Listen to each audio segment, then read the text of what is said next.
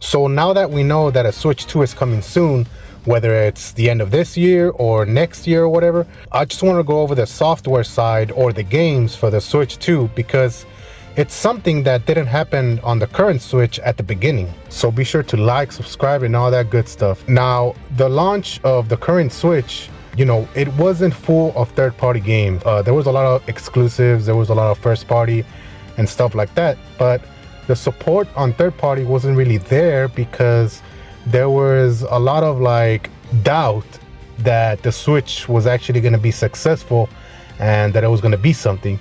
But now that it is successful and just the amount of players that there is on the Switch, a lot of third-party companies or developers have been putting their games and trying to port their games on the Switch, whether it's on launch or later in the date. For example, you have Hogwarts Legacy, one of the current games that came out. They're coming with a port. They're going far and beyond to just make a port for the Switch because they know how much it would sell, on the Switch itself.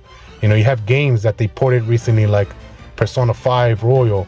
They ported on the Switch, and then it came out on PS5 and Steam.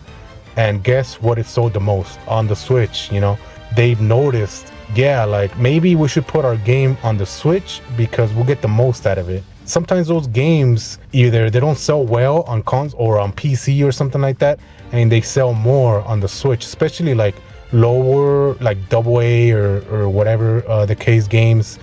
They sell more on the Switch because it's just that gimmick where I could play portable and stuff like that. So, and we have a lot of players, we have a lot of consoles around the world, so it's easy to just more accessible to play those games and stuff like that. So I think on the Switch 2, developers are looking at it as, okay, once the new generation console for Nintendo comes out, we're gonna fully support it with putting our games, and it's gonna be a must to put their games, to make a port for it or whatever the case, because based on what we've seen, through the middle of the life or even now, where there's been a lot of third-party games coming out, trying to make ports for it, and they notice that this makes money. So on that alone, I see it where we're gonna have a good launch for first-party games, first-party exclusives for Nintendo, and a lot of third-party, which we didn't have when the Switch came out back then.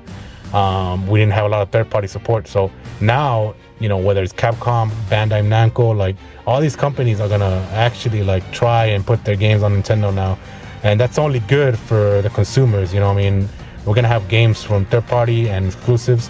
So I think it's gonna be a really good launch for the new generation Switch, not only from Nintendo because they've been working on the side making their own kinds of games or exclusives or whatever the case, but also the third-party developers and stuff like that.